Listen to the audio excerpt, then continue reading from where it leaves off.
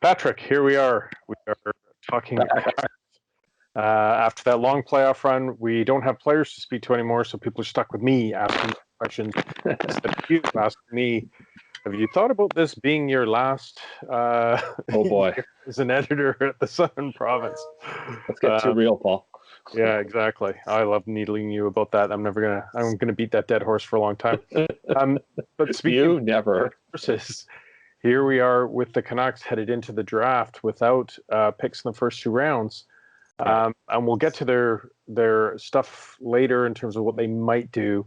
But certainly, I know you've been writing this great series of all the prospects they already have in the system.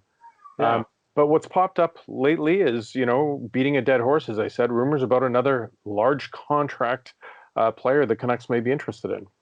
Yeah, I mean, Oliver Ekman-Larsson is a player I think that most teams should be interested in. I mean, it was kind of surprising realizing that he's already 29. Because I remember it didn't seem that long ago that you'd talk to people in hockey and they'd say, if I could pick a player to start my team around, this is the guy. I don't think that's the case anymore. That said, I think he's a guy that still generally flies under the radar because he's always been in Arizona. Still has a ton of talent. The contract is big and it goes for a long time. That is, I would say, the biggest sort of worry in us. But on the surface, I get it. You add him, he probably makes your team better. Arizona is obviously a team that has a lot of financial question marks around it. Their owner has money, but also is in an industry that's cash flow based for the most part. He's a hotels and casino guy, and if you could flip him for say someone like Louis Eriksson, who obviously doesn't have a lot of money left on his contract, it's only about $5 million for the last two seasons here after he had his bonus paid in July. That's a cash advantage. If that's the way you're thinking, if you're not thinking in on ice terms, you're thinking purely about your bank account. That's the kind of exchange that certainly on the surface makes sense. Obviously, the Canucks would have to give up more. They don't have a ton. I mean, the prospect series has been interesting. It's revealed, some interesting players. Certainly, as we've reached the top, I think we know that there are definitely some very interesting prospects to sort of fill out the middle of the Canucks lineup. I think Vasily Podkolzin will be a first liner, but the rest of them is kind of, second, third line wingers, second pairing defensemen at best, which is good. You need those guys. But, that this isn't especially deep prospect pool. It's an interesting prospect pool, but it's not a super deep prospect pool. And so, you'd be giving up one of those guys for sure, I think, and maybe more. So, it is an expensive price. That's not necessarily something Jim Benning's ever been afraid of. We've seen that twice now in the last year, making trades where he's been willing to move guys on because he wants to make the team better now. And that's certainly still a very clear argument for that, given the fact that Quinn Hughes and Elias Pettersson are already kind of banking into their peak and are for one more year anyway on relatively cheap contracts. So that standpoint makes sense. The long big picture is a bit more challenging, but like I said, if you're looking to make your team better right now, you can see why they're interested.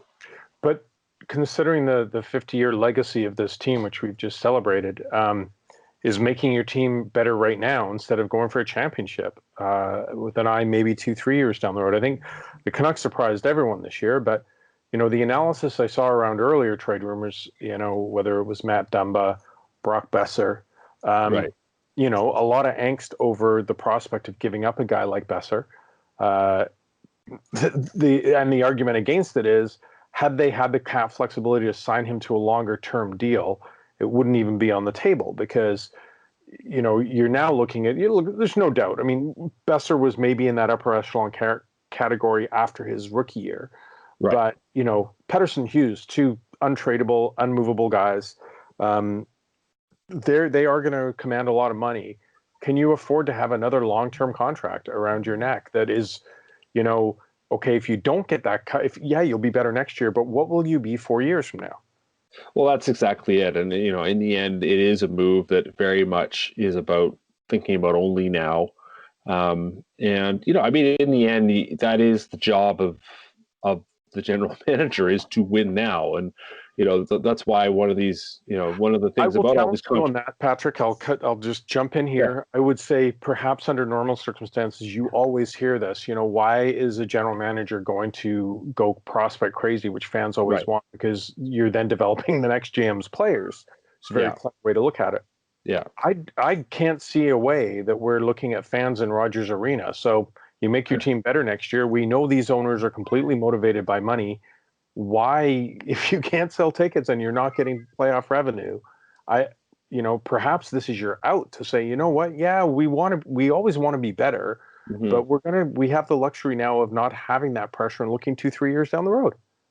chance to sell more jerseys that you haven't sold before. That would be about, I mean, you're right. The revenue aspect is a big challenge, and that it is hard to, you can't do any of these assessments without looking at that fact. And certainly, we're seeing that, like the Canucks, like basically every other team, I would say in the NHL, have been cutting back in sort of every area they can. I would say spending on players is not an area you necessarily want to cut back on, and maybe this is the moment to take advantage of that in terms of the on ice stuff, because other teams just like the Coyotes just can't necessarily afford it. That said, you're right. I mean, what is a hockey team for but to sell tickets? And if you're not selling tickets, that kind of leaves out a big part of the equation.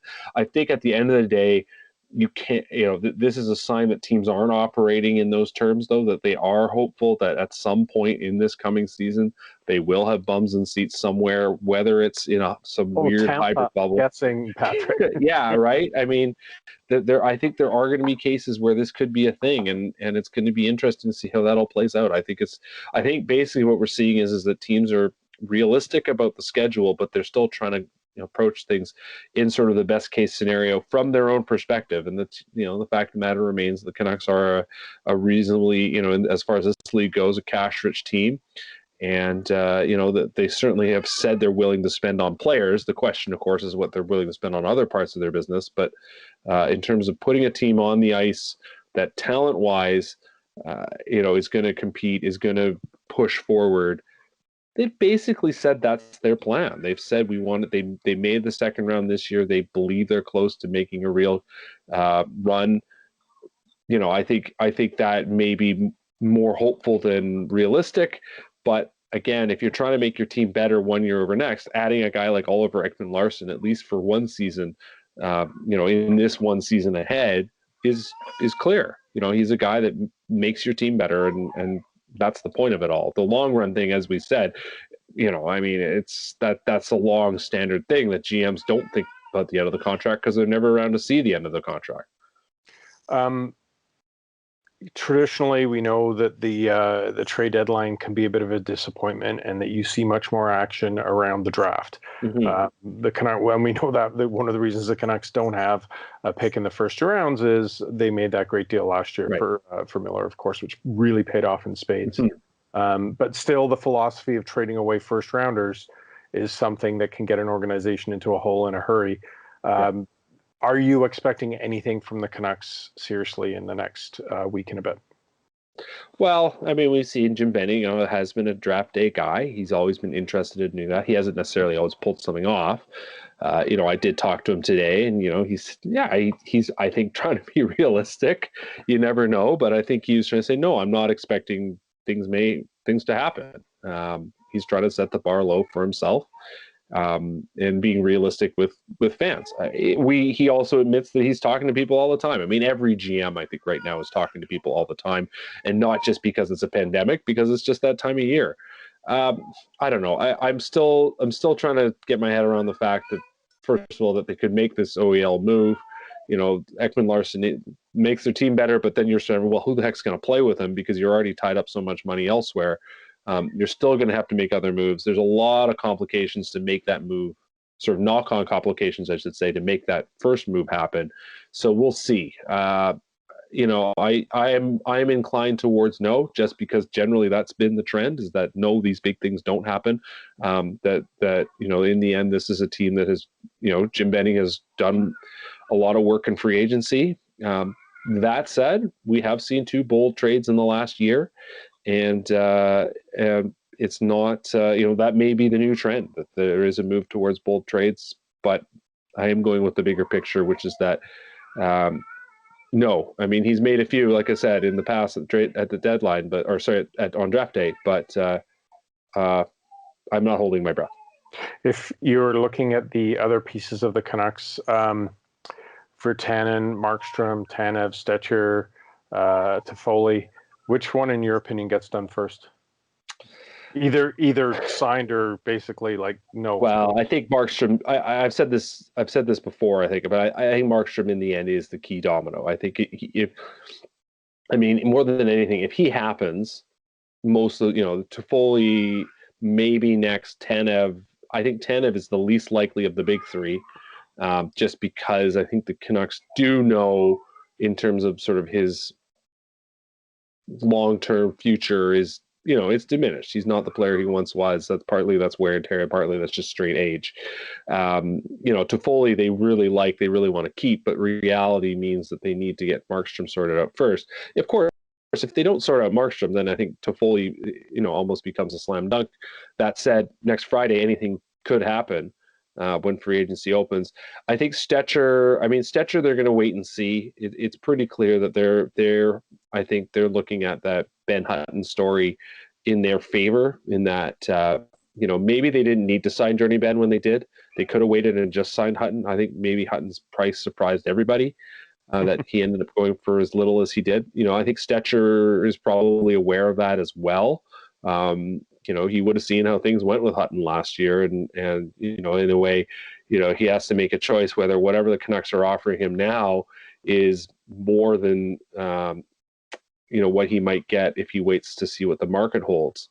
I think he's more likely than not to stay, but again, that's those sort of him having to figure out the market, and maybe there is a team out there that likes his work and is going to offer more money. For Tannen is a real X factor, because it's really hard to see. The Canucks right now, as it stands, can't basically afford to keep him unless they make some other moves. And even if you make an Ekman-Larsson for Eriksson trade, that actually chips away $2 million out of your cap space. Of course, it gives you a defenseman you didn't have before. You're looking for less, but it makes it even harder to give for Tannen a raise. And most people seem to think that an arbitration win for him would look like $3 million, which is more than double what he's making now, or he made last season, I should say.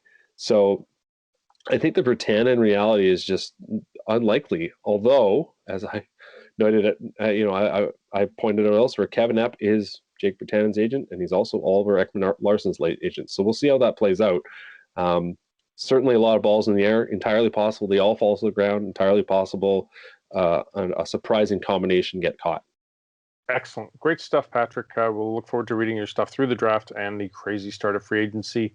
It's never boring in Canuck land. So thanks. We'll keep reading your stuff. See you soon.